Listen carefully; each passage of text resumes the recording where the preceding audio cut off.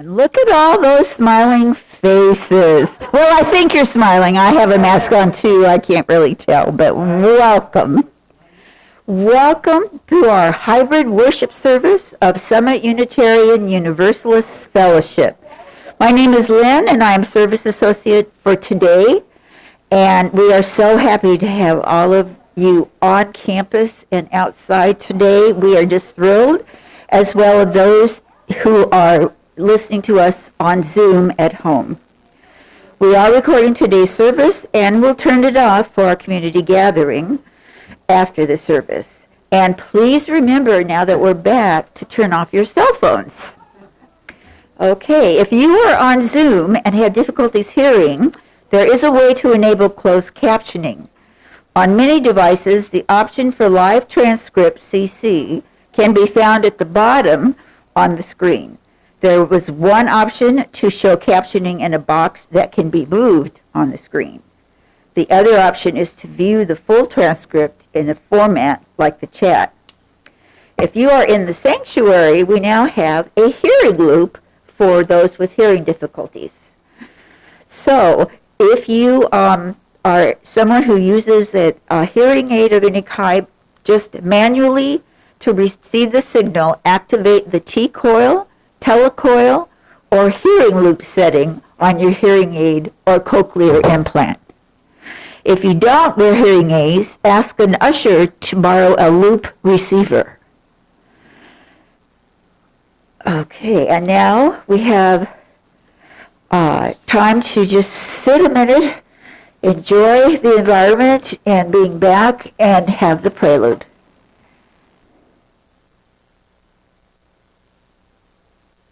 Good morning. I'm playing the Largo from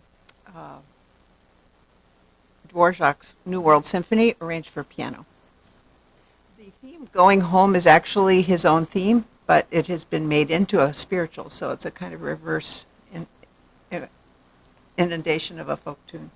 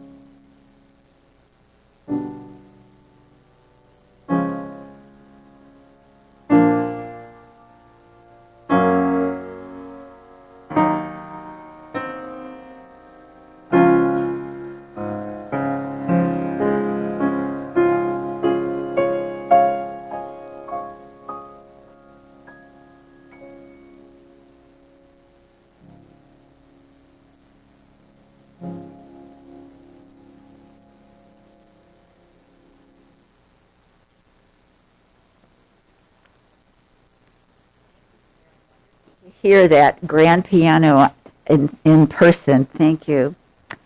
Welcome again to the Sunday morning hybrid worship service of Summit Unitarian Universalist Fellowship. We are a religion of love and inclusion without dogma. Our guiding principles are drawn from world religions, humanist teachings, nature and science, philosophy, and personal practices. We aspire to the principles and purposes that are listed in the order of service. The mission of Summit is to commit ourselves to building a more compassionate, just, and sustainable world.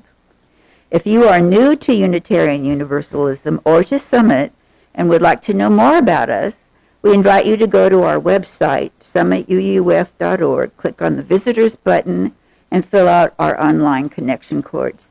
Someone will follow up with you. We also do want to acknowledge that our fellowship resides on unceded Kumeyaay land, and that for more than 10,000 years this land has been and continues to be home to the Kumeyaay people.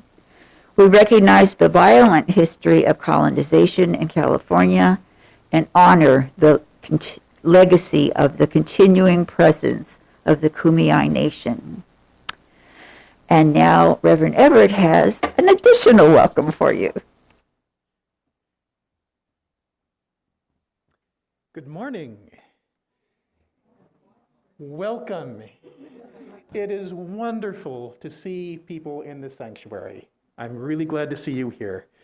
I'm glad to have the chance to lead a service where I can see some of you in 3 dimensions. And we're also glad to have people joining us on Zoom. And we will continue to have our services streamed live so that everyone can participate, whether in this room or online. There's a couple of other things I want to mention, since this is our first time in a large number gathering here again. First of all, masking. Be mindful of your masks. Be vigilant. Make sure they're covering your nose and your mouth. Singing. We are so glad to be here, and we're glad to have Karen at the piano, but we have not worked out how to do singing safely yet. So for now, for today, if you want to join in with the music, please limit yourself to humming if you so desire. Related to being able to hear one another, it's been pointed out that when you are present in this room, you don't have a mute button. So try to refrain from talking to your neighbor. And finally, and perhaps most importantly, this is all new territory for everyone involved in the service. Our services are never going to be exactly like they were 2 years ago, and it's going to take us a while to work out all the details and the rough spots. So I just want to remind you that our goal as a community in worship is not perfection. Our goal is to gather together as a spiritual community, to be together, to reflect. And we're already doing that. So welcome.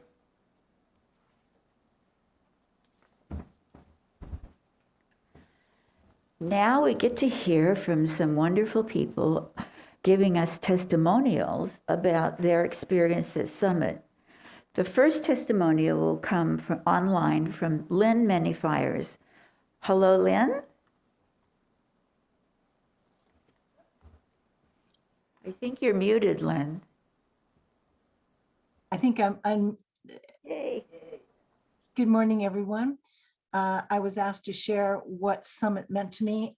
After hearing the other testimonies, I'm not sure I got this right, but here goes. So let me start off with sharing how I first came to Summit. In the early 2000s, I was on the board of directors for the Sierra Club Lodge in the Lagunas, when Harriet Wright, who was president at that time at Summit, contacted me about having Summit's first women's retreat at the lodge. I took him on a tour of the property, and because it wasn't handicap accessible, all agreed it wasn't a good fit for their needs. So we shook hands and said our goodbyes. And as we walked away, Harriet shouted out that she would like to invite me to join them and give their perspective on the other facilities they were looking at. Eventually, a final location was chosen. As we parted our ways, Harriet again invited me to join them in the retreat. And after the retreat, Harriet then invited me to attend a Summit service. Now, coming from a Native background, I was extremely uncomfortable attending a church. Harriet simply responded with, "Give Summit a chance to thank you for all your help."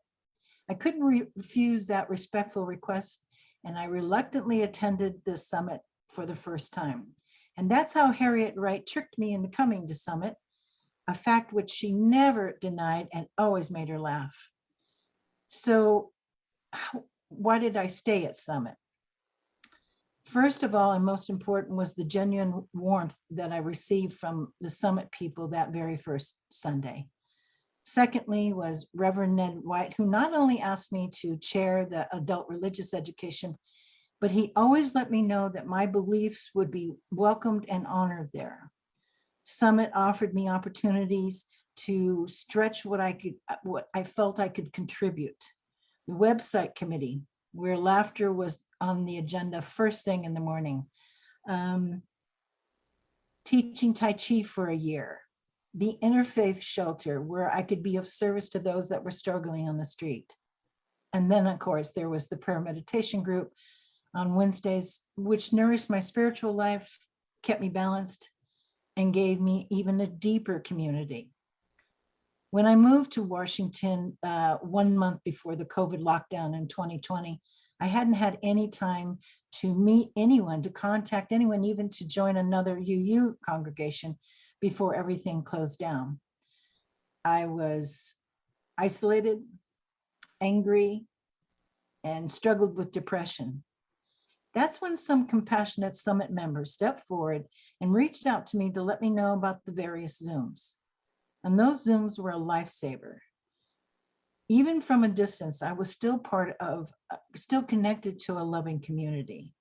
And that's why I stay, to keep those precious connections. I have said this many times to several people, and that I have journeyed to several Western states and attended several UU congregations. And I want to say that Summit is one of the kindest and warmest of all the UU communities, deserving of whatever we can give to allow them to continue to be a benefit to others in their lives like they have been in mine. Thank you. Thank you, Lynn. And next we'll have hear from Arvid Straube, and I believe Arvid's online as well. Good morning, everyone. I'm Reverend Dr. Arvid Straube. The Reverend part's kind of important because for 35 years, I served as either the sole minister or the lead minister of Unitarian Universalist congregations.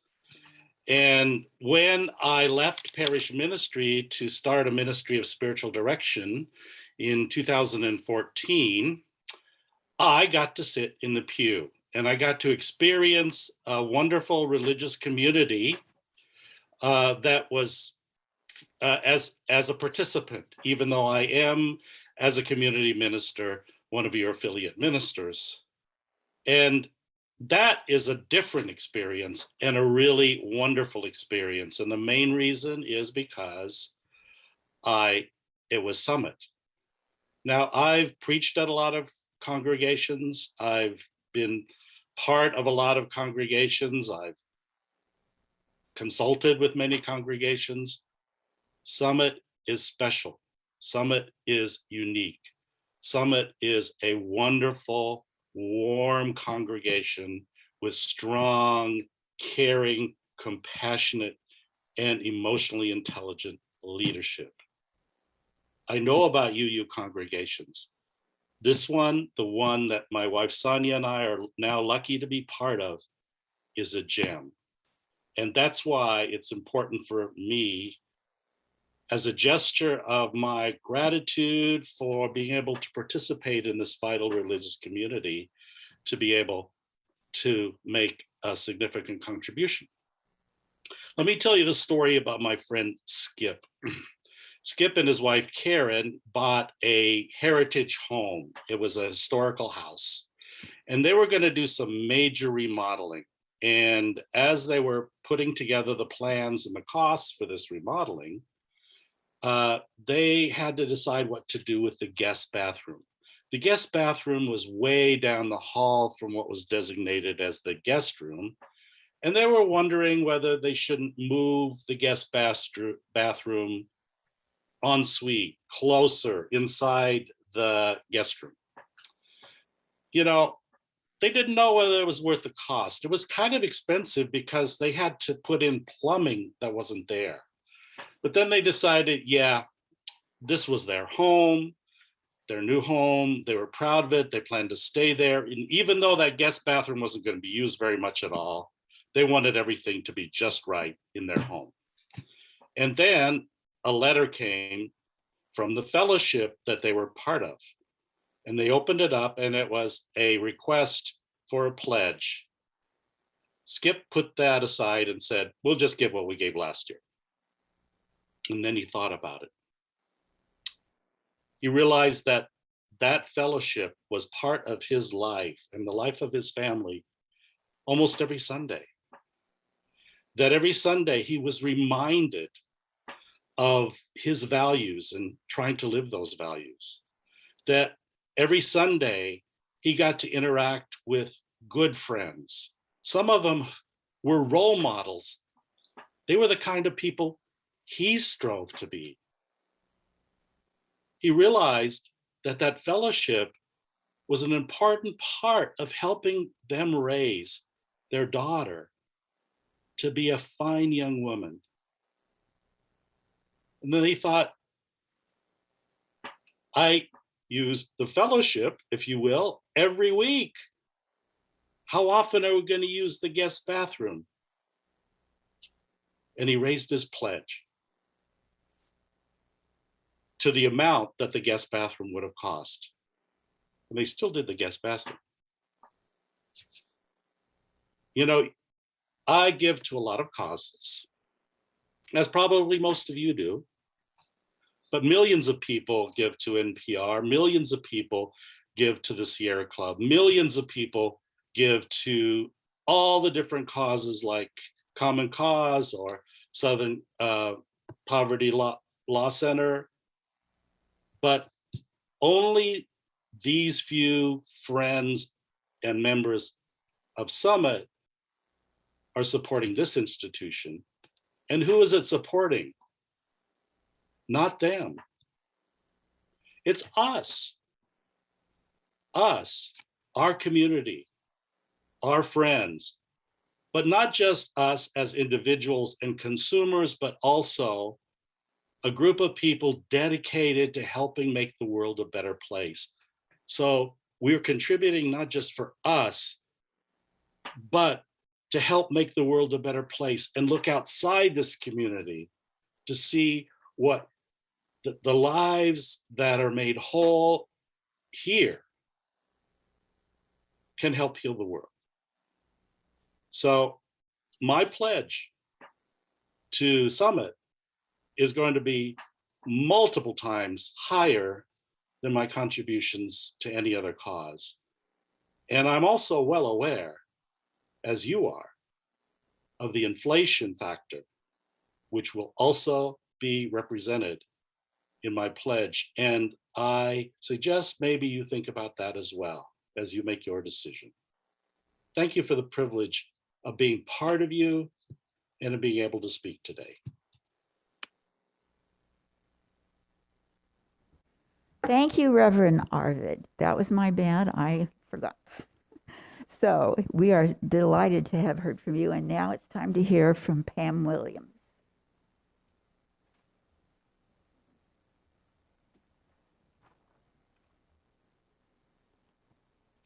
I'm going to take off my mask. They said I could since I'm speaking. And since I guess I'm still hot stuff because my mask would steam up my glasses real well, so I couldn't be able to see.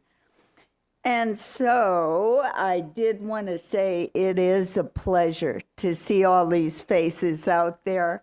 I was standing outside and I really didn't notice a lot of people coming in. And so it was such a pleasant surprise to come in and see all your faces. It's wonderful. And it's wonderful to have an opportunity for those that can't come in person to still be able to join us on Zoom. So it's wonderful. That's just one of the wonderful parts of being a part of Summit, is all the hardworking people that do it with love, because they love Summit, to make these things happen and happen well. Okay, I am a longtime Unitarian Universalist, joining the UU Church for the first time in 1970. I had just moved to Oklahoma City with my husband and 2 small boys. Oklahoma City calls itself the buckle of the Bible Belt. And it wasn't long before our neighbors were knocking at our door, inviting us to join them at their church. Quite a long time before this, my husband and I had thought of becoming UUs, but we just hadn't gotten around to it. We decided now was the time. I was a member of the First Unitarian Church of Oklahoma City for 20 years. I know that this church, in many ways, but in an important way, helped me raise my 2 small boys into becoming the fine men that they are today. I moved from Oklahoma in 1990 to Encinitas after the death of my husband, Howe. My boys were grown and already living in San Diego. I quickly joined the San Diego Fellowship and was very happy there, enjoying the outdoor services and becoming very active there. I have been a member of Summit since 2006, after moving to Spring Valley. When I joined, I became the 100th member. I was there for the purchase of our campus. It was wonderful to have our own space to worship. I've seen us grow to a peak of 170. I think we're down from there. COVID has created a whole bunch of problems for us, but we have held together and have learned from these challenges. By now, after 50 years, Unitarian Universalism defines who I am. Since 1970, there's been several bumps in my road that might have put me in a ditch. Because I have had the love and support of UU congregations, I have been able not only to keep going, but also to grow toward the person I want to be. Being 78 years old, I'm reflecting more and more on how I'm leaving this world. Have I mattered? I think that being a part and supporting our Summit Fellowship and our UU denomination does have an impact in making our world a better place. Summit gives me the team I want to play for in the game of life.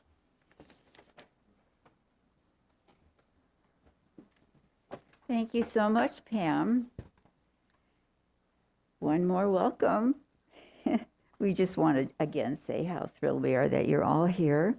And we want to now begin our chalice lighting.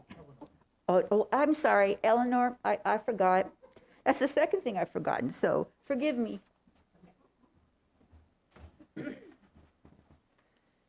Tyler, could you put up the slide?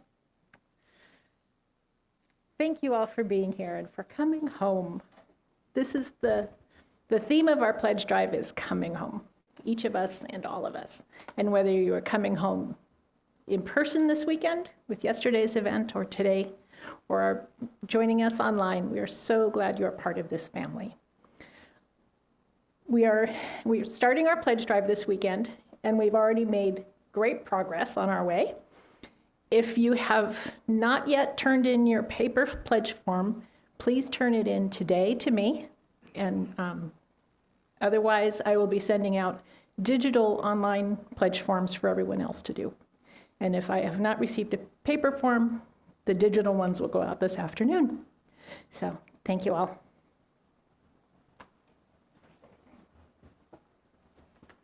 All right, did I forget anyone else? Jim? Okay, come on up, Jim. Hopefully mine will be short so we can actually have a service today. Trying to get caught up on all this information. Good morning. It's great being back in the sanctuary. I'm Jim Weed, one of the co-chairs of the Welcoming and Membership Committee, with two brief announcements.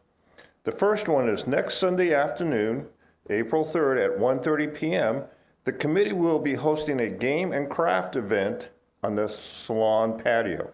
Come join us for fun activities for you to choose from as we reconnect.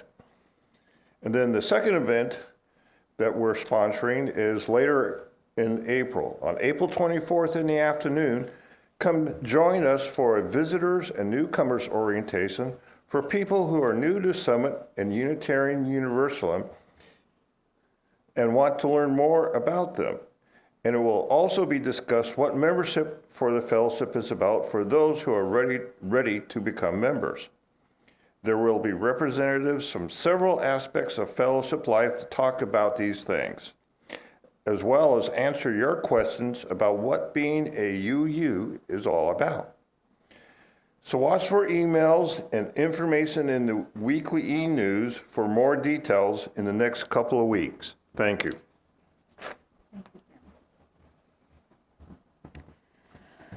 Okay, so my invitation is to stay after for our community gathering. You get to help us see if we can pull this off in the sanctuary online with the people on Zoom. So that should be fun, and I hope you will help. And now it's time for our chalice lighting.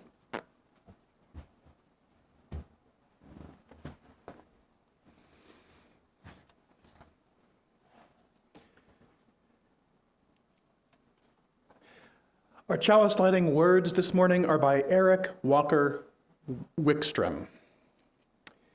We light this chalice for all who are here and all who are not.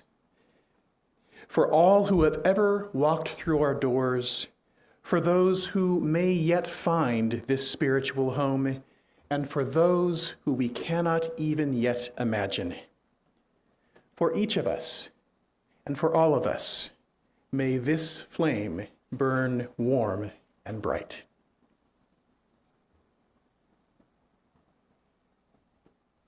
Now we'll have the video of our UU hymn, and then we will go to our aspiration.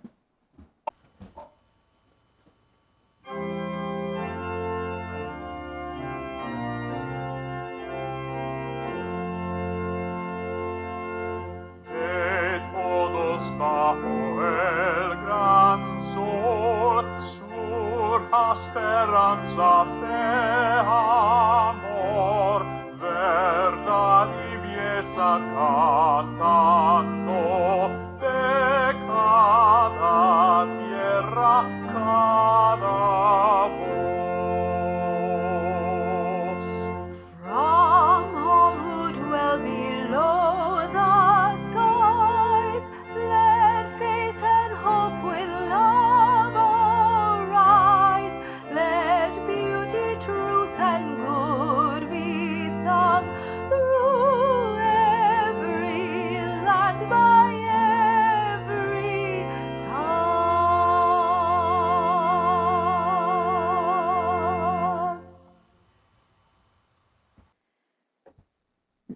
This is our aspiration.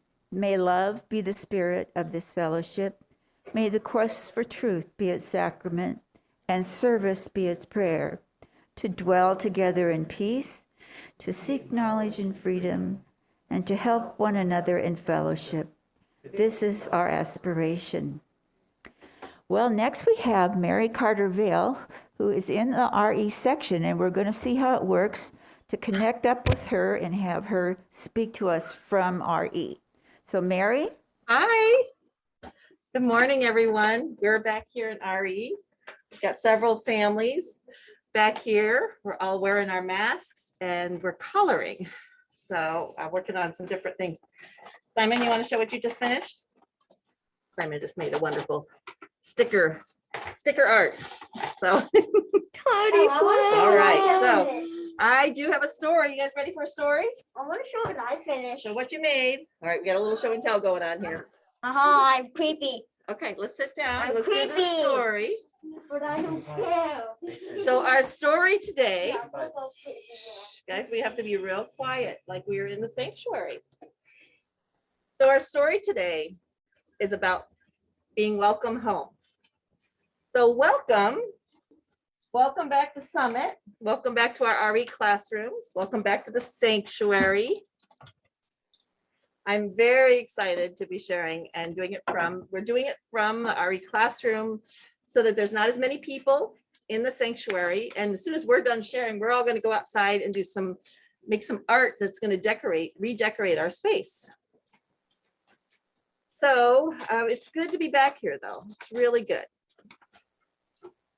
Now, have you guys ever been on a trip, been away from a place that you call home?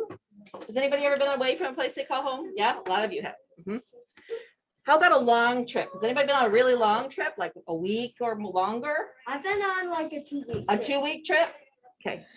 How about a 2-year trip? Oh. How about a 2-year trip you didn't choose? That's kind of what happened here, right? We've been away for 2 long years and we didn't really choose that, did we, Wesley? No. So that's kind of what it's felt like to be gone on a long trip for 2 years because we haven't been able to be in our physical spiritual home, right? We've been gathering in the parking lot, but we haven't been in our physical home. So that's kind of what it's been felt like. And now as we re-enter this space, for some, we're re-entering, for some are coming in here for the first time, for some are joining us virtually, and all is fantastic. And we want to explore today what it means to be home and for a place to feel like home. So what makes a place feel like home? You guys have any ideas? Aurora? A place where you belong. What else? What makes a place feel like home? Sam? The people who are there make it feel like home. What else? Anybody have any other things they want to share? Make something feel like home? Traditions. Paige says traditions. So yeah.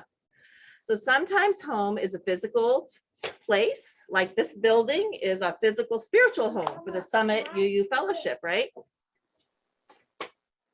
And for the last 2 years, many folks have only been here in the parking lot or joined us on Zoom. And many have not been able to be here physically at all. And I've spent a lot of time in these rooms empty, as has the rest of the staff, and missing all of you from being here. I'm so glad you're all here today. So, but we have been holding the space, and it has been lonely at times as we held the space for the return of our spiritual family. We longed for all of us to come home once again. And home can be sensory. You guys know what that means, sensory? Like you can feel it in your bones, if you will. Sometimes home is a taste or a sound or a smell. It might be laughter or music, a familiar voice, the smell of candle wax or a favorite meal being lovingly prepared. It can be a taste of that favorite meal prepared the way that only happens when you're at home. Do you have some foods that only taste better at home? Yeah. Sometimes nobody makes it like at home, right? So home can also be a feeling. It can be a touch or a hug. It can be the heartwarming feeling when someone shares a smile or says hello or remembers your name after a long absence. It can be the feeling of being seen for who you are without the need to pretend to be somebody to just fit in. And home can mean something different to each of us. As we're all here together at this moment, physically or virtually, we are together. At this moment, we are all part of a homecoming, a return to our spiritual home at Summit UU Fellowship. So let's take a moment to think about what home feels like, okay? I invite you to close your eyes or soften your gaze or just imagine what home is for you. It does not need to be a physical place that you have been. It could be an imaginary place that you feel in your heart. It could be the house you grew up in, or it could be a house you've imagined, or could maybe just it's a forest. It might not even be a house that's your home, right? So take a minute and let your mind play with this idea. Okay, can we all take a minute to imagine, use our imaginations? So imagine what does home look like? What does it feel like? What does it sound like? Does it have a taste or a smell? And what makes it home to you? Are you welcomed? Are you accepted? Do you feel love? Now hold that special place in your heart. It is my deepest hope that we can all feel welcomed and home today. Feel welcomed, experience love as we return to our spiritual home. And that is my story for you today from our classrooms. Do you want to say goodbye to everybody? And we're going to head off and color and do some and paint in the parking lot. So you can come see us after the service on your way out. And we're so excited to be home at Summit. Thank you for listening to my story today. Thank you, Mary. And now we are going to continue humming. We're pretty good at it, too.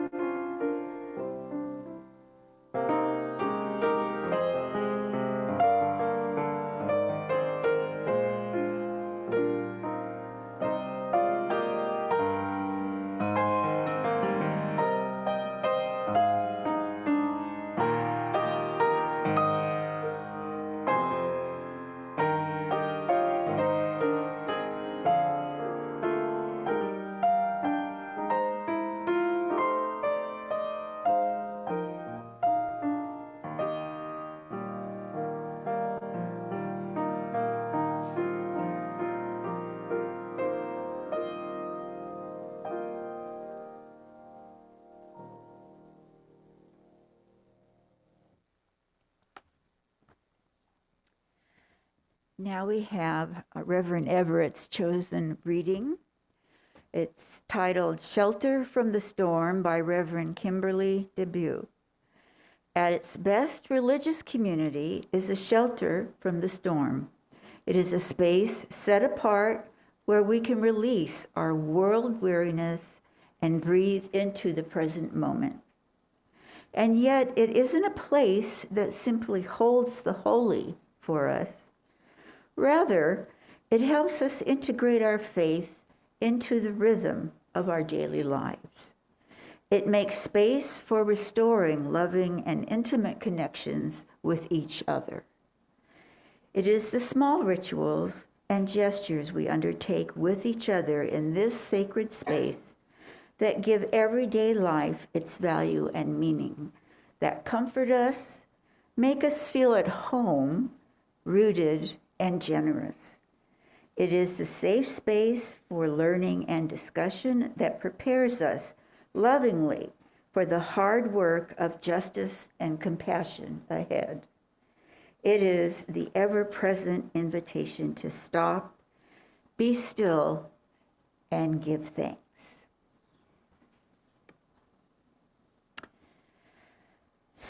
Offering time. We are a fellowship, as you know, entirely supported by the voluntary generosity of our members and friends. Those of you who pledge even $5 a month are our rock stars because you help us pay for our staff in our building. We greatly appreciate our faithful pledgers who contribute monthly, and we ask you this morning, if you are moved to make a contribution today, we encourage you to do so. It is now easier than ever to contribute to our virtual plate. The link can be found in the chat box, and it will take you directly to the donation location. And now we will gratefully accept your generous donations during the musical interlude.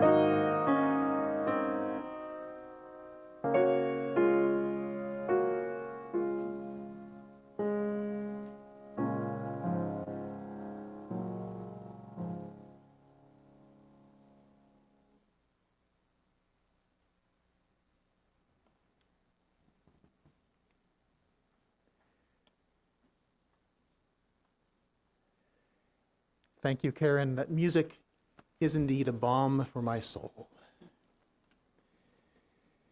Please join me now in a spirit of prayer or meditation. Spirit of life, we are gathered today near and far to feel your presence in our community. So much has changed since the last time any of us met together in this sanctuary. May we acknowledge this change, and with your help, may we accept it and learn how to turn it towards good.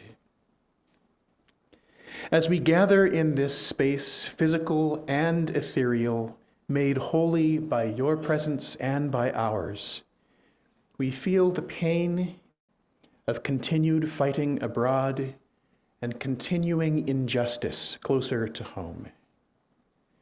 We pray for peace. We pray for understanding. We pray for justice. May the spirit of love reach out to us, to our neighbors, to our nation, to the world. May the spirit of love sound our innermost depths and reach inside our very selves to support and inspire us.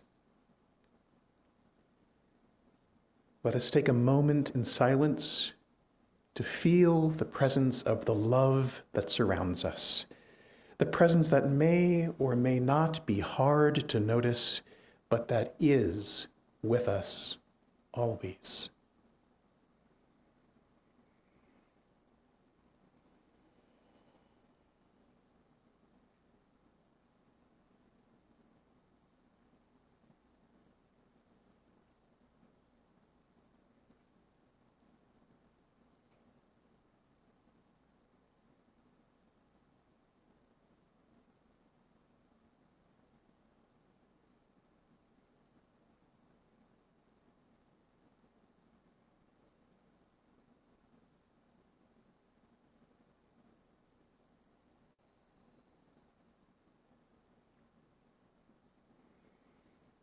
Return to us now,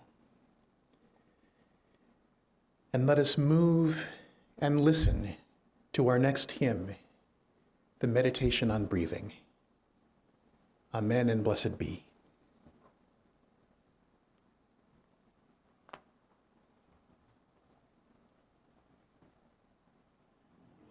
Our hymn in motion this morning is Meditation on Breathing.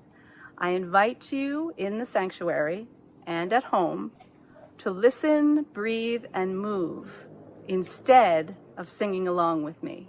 And I'm going to demonstrate some simple movements which go along with the hymn. And then I'm going to invite in my special helper, Muriel, to also demonstrate. We begin with our palms facing upward in front of us with elbows bent.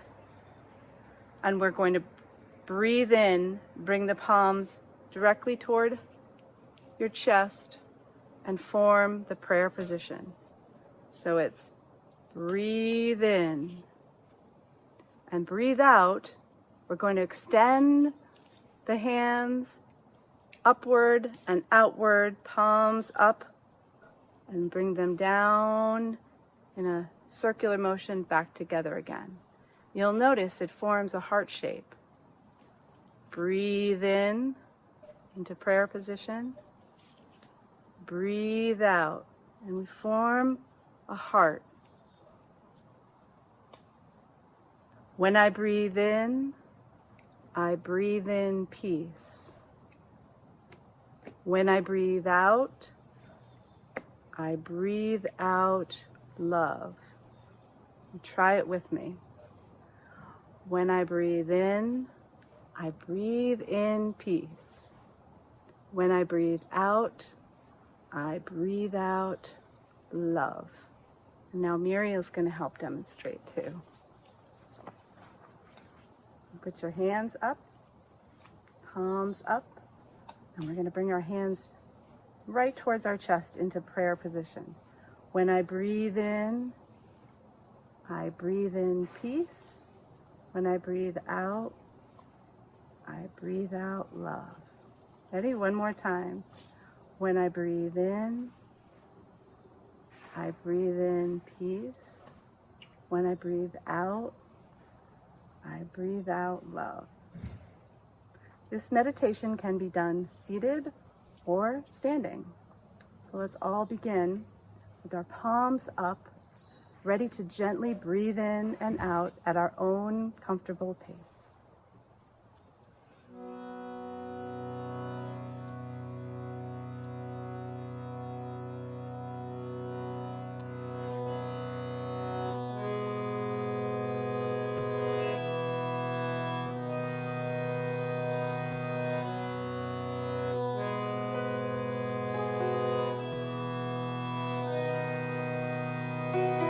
Breathe in, breathe out, breathe in, breathe out. When I breathe in, I'll breathe in peace. When I breathe out, I'll breathe out love. When I breathe in, I'll breathe in peace. When I breathe out, I'll breathe out love. When I breathe in, I'll breathe in peace. When I breathe out,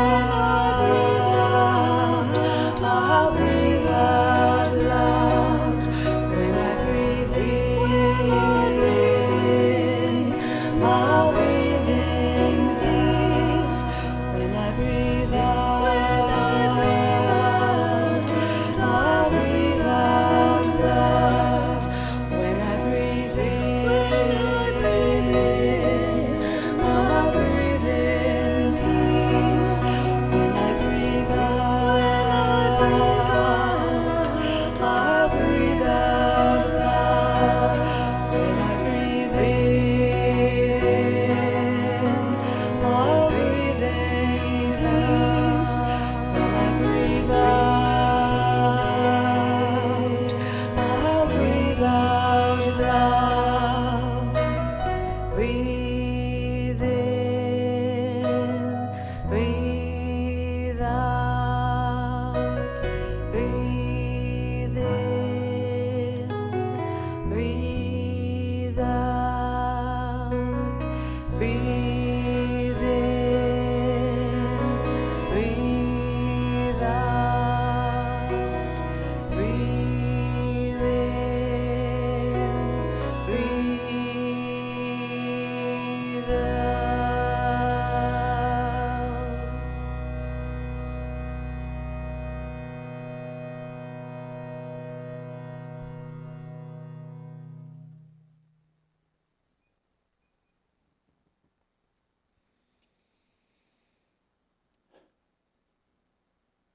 Coming home.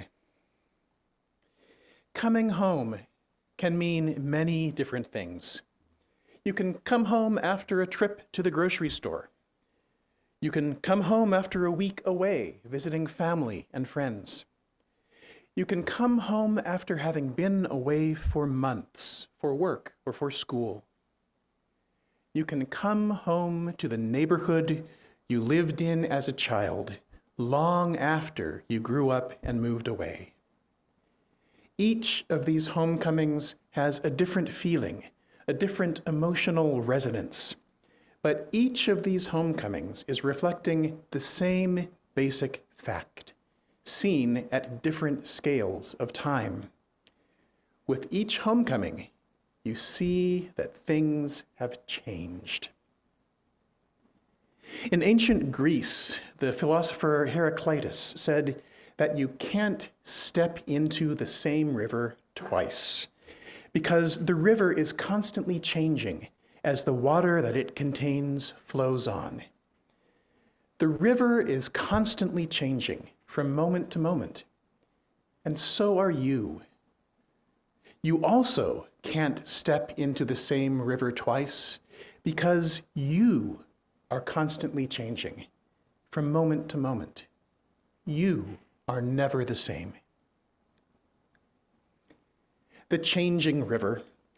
You may not notice it so much when you come home from the grocery store with a bag full of food to put away. It's a little more clear when you come back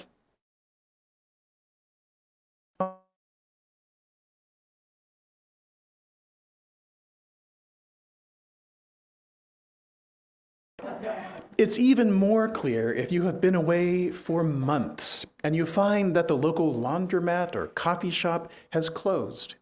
Or if you return after years or decades to the neighborhood you grew up in and find that your friends have moved away, your elementary school has been rebuilt, the vacant lot has been built up. The little changes add up and everything feels different. And the changing self. You may not feel transformed after the trip to the grocery store. But see how you feel when you come back to your elementary school and you imagine all of the events, all of the experiences, all of the thoughts and the feelings, all of the love and anger and loss and growth that turned a 7-year-old child into you. In the early 20th century, the journalist Ella Winter asked the author Thomas Wolfe, "Don't you know you can't go home again?" Wolfe asked permission to use the phrase, "you can't go home again," as the title of a book which was eventually published after his death. And towards the end of the novel, one of Wolfe's characters expands on the idea expressed in the title. He thinks, you can't go back home to your family, back home to your childhood, back home to a young person's dreams of glory and of fame, back home to places in the country, back home to the old forms and systems of things which once seemed everlasting, but which are changing all the time. Back home to the escapes of time and memory. So here we are, back at Summit, our spiritual home, after 2 years during which our services were held entirely on Zoom. And the words of Thomas Wolfe ring true. You can't go back home to the old forms and systems of things which once seemed everlasting, but which are changing all the time. How has the river changed in the past 2 years? Some things are obvious. Our chairs in this room are placed differently than they had been before. We have these blue air purifiers scattered throughout the room. There are TV screens up front and cameras attached to the ceiling. Mary's office has moved from the tiny closet out in the hallway there to what used to be the nursery. The treehouse is gone from the RE wing. But perhaps less obvious than these physical changes to our surroundings, some of our members and friends have moved on or passed away. Some members and friends have joined us, either locally or far away, thanks to Zoom. Some things we used to do, like Sunday Cafe, aren't happening again yet, and when they do restart, they will be different. The river has changed. And how have you changed? What have these 2 years meant to you? What have you learned about yourself? What have you learned about your neighbors, the people of Santee, of San Diego County, of the United States, of the world? What losses did you suffer? What joys did you find? What other emotions came to you? And how has all of this changed you? Take a moment to think.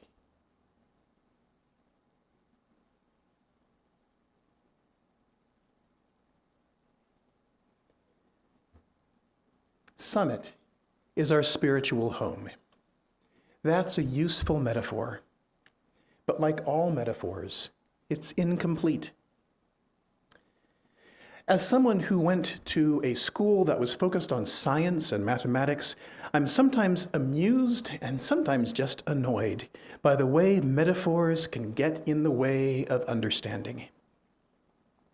In the 1960s, the neuroscientist Paul MacLean described the human brain as having layers corresponding to different stages of evolution. The inner lizard brain, a middle layer that we share with many mammals, and an outer layer specific to primates. It's a tempting metaphor, and people love the idea of the lizard brain. And certainly, different parts of the brain are responsible for different types of human emotions and responses. But these different parts of the brain do not correspond to the brains of other species. That's not how evolution works. And MacLean's theory from the 1960s has been discredited. But the metaphor lives on, and it has some power, but it is not scientific fact. And some neuroscientists feel frustrated when it gets presented as fact. You can sense this frustration in the title of a recent paper in a psychological journal. The title is, "Your Brain is Not an Onion with a Tiny Reptile Inside." That's the Academy for you. Another example, 10 years ago, when physicists were hot on the trail of the Higgs boson, many newspaper and magazine articles used a memorable metaphor when they tried to explain what this elusive fundamental particle is and what it does. As the New York Times put it, the theory is that there is a kind of cosmic molasses pervading space that gives particles their mass. Particles trying to wade through this molasses gather mass as more and more molasses sticks to them. The New York Times continued by explaining that the physicist Peter Higgs suggested a new way that this theory could be confirmed, even though the cosmic molasses was, as they said, normally invisible and, of course, odorless. That's a problem with metaphors. They're useful up to a point, and then you find yourself having to explain to your readers that, unlike real molasses, the energy field that creates the Higgs boson does not actually have a smell. So how does the metaphor of home fail us when we use it to describe Summit? Well, for one thing, some of us may have had homes that we don't want to go back to, homes where there was violence or emotional abuse. And it's true, both of those things can happen in congregations as well, but we work very hard to make sure that our community is a safe and welcoming space. But even if we only think of the homes in our lives where we are loved, there is something in a congregation that is not always part of our home life. Yes, we are supportive. Yes, we are a place where we hope to feel love and acceptance. But a true spiritual community should also challenge us in a way that we don't always experience at home. Our fourth UU principle holds up the free and responsible search for truth and meaning. It's easy to focus on the free part, but our congregations are there to help us with the responsible part. We are in community with others. And when we are in this community, we will be challenged. Challenged to examine our beliefs.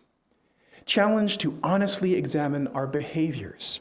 Challenged to live up to the principles that we say that we aspire to. A true spiritual home will give us a loving and accepting space where we can feel safe enough to accept those challenges, where we can accept those challenges in order to live and grow, to transform our lives, to better live with our neighbors, to feel more connected to the world around us, to go out and create justice and create love in the world. It's not always comfortable to be challenged, but it's spiritually necessary. As Zen master Shunryu Suzuki says, each of you is perfect exactly as you are. And you could use a little improvement. This combination, love, acceptance, and the challenge to change, this combination is hard to find anywhere else. This combination is what we strive for every day to provide at Summit. For many of you, this may be the only place in your life where you are encouraged to do the difficult work of listening, of reflecting, and of changing. And this is why we hope that you will support our community through a pledge. Our annual pledge drive kicked off yesterday, and you've heard from me and you've heard the testimony of members and friends how this community can play a unique and important role in your life. We're at an important time in the history of Summit as we pull ourselves up after 2 years of physical separation, and as we prepare to search for a new full-time minister who can lead you into the future. This is truly the time to invest in the future of Summit. It is the time when your financial contribution, large or small, will make the most difference. So please, if you haven't already done so, pick up your pledge form and return it today. Be generous in order to support the unique role that Summit plays in your life. If you already turned in your pledge form at yesterday's gathering, consider whether you might be able to add a little more. You are always free to increase or decrease or even cancel your pledge if your circumstances change over the course of the year.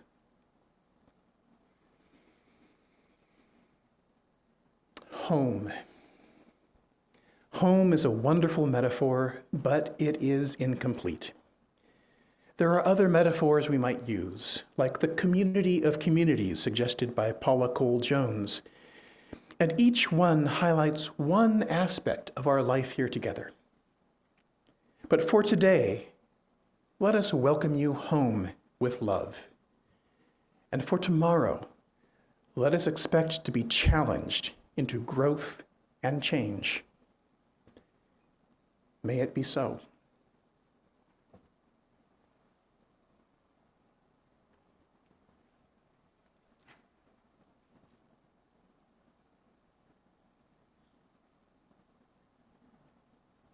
Karen, will you? I don't have a hymnal. Oh, it's on the music stack there. Sorry. Sorry about that. It's number 126.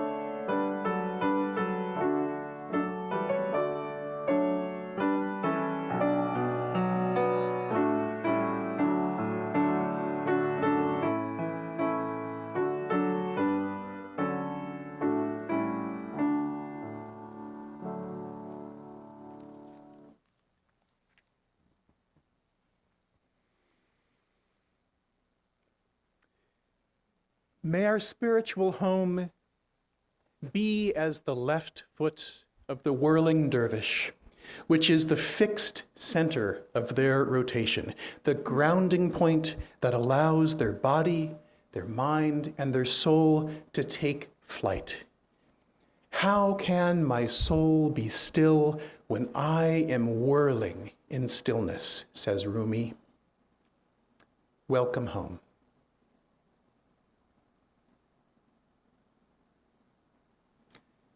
Please enjoy our closing circle song. If you would like to stand and hold hands at a distance, it would be lovely to see that. And stay with us afterwards for our community gathering here in the sanctuary and on Zoom.